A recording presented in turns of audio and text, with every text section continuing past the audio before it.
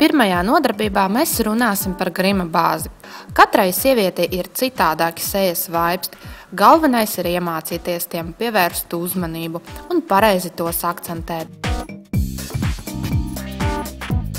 Mūsu modelis Valērija, Marija, Anastāsija, Līna palīdzēs mums parādīt, kā labāk un pareizāk strādāt dažādās meikapa tehnikās. Tagad strādāsim ar pūderiem.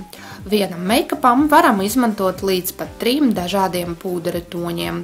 Pamattonis ir maksimāli pietuvināts sejas ādas dabiskajam tonim. Gaišākās un tumšākās krāsas pūderus izmanto sejas modelēšanai un defektu korigēšanai. Pamattoni uzklājām apļveida kustībām no sejas centra uz malām.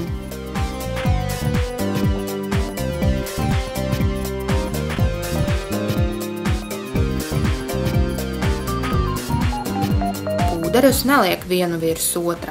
T-zonā izmanto matētu pūderi, pārējām sejas zonām var izmantot gaismu atstarojošo pūderi. Nelielos apsārtumus labo ar pamattoni, nopietnāki sejas ādas defekti tiek korigēti ar neutralizējošo krāsu. Sarkanie plankumi ar zaļo toni, zilos riņķus oranžo toni. Nākamais gaišā toņa nozīmīgais uzdevums ir padarīt atsevišķās sejas zonas telpīskākas.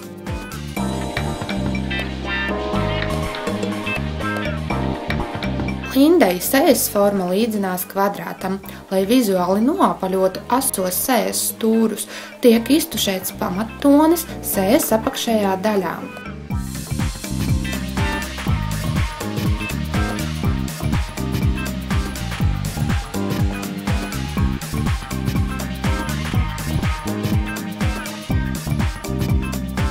Valērijai sejas forma ir apaļa. Tādēļ tiek akceptēti vaigu kauli, uz tiem uzklājot gaišu akcentu. Tumšās krāsas pūderi liekam zem vaigu kauliem, lai apaļu sejas formu vizuāli izstieptu un pietuvinātu ovālam. Turpretī Anastāsijai sejas forma vairāk atbilst 3 stūra formai, ar izceltiem vaigu kauliem un nelielu zodu. Te mēs korigēsim vaigu kaulu formu tā, lai vizuāli sašaurinātu seju. Šajā gadījumā būtiska nozīme ir krāsai. Uzreiz uzklāsim vaigu sārtumu sejas vidusdaļā, tā, lai seja neizskatītos plakana.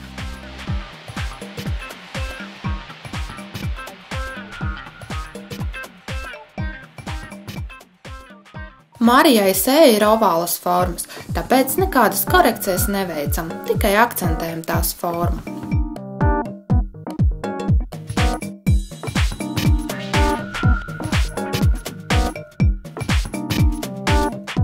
Un lūk, pirmais posms ir veiksmīgi pabeigts. Ir panākts lielisks rezultāts, tāpat kā citos mākslas veidos, piemēram, telotāju mākslā vai fotogrāfijās, tiek izmantoti gaismu un ēnu efekti, tādējādi palīdzot iegūt vēlamo rezultātu.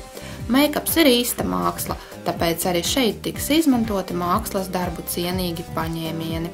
Nākamreiz mēs apgūsim populāru dūmākainu acu efekta meikapa tehniku, kā arī iemācīsimies zīmēt ideālas acu konturlīnijas un parādīsim, kā veidot klasisko un alternatīvu meikapu.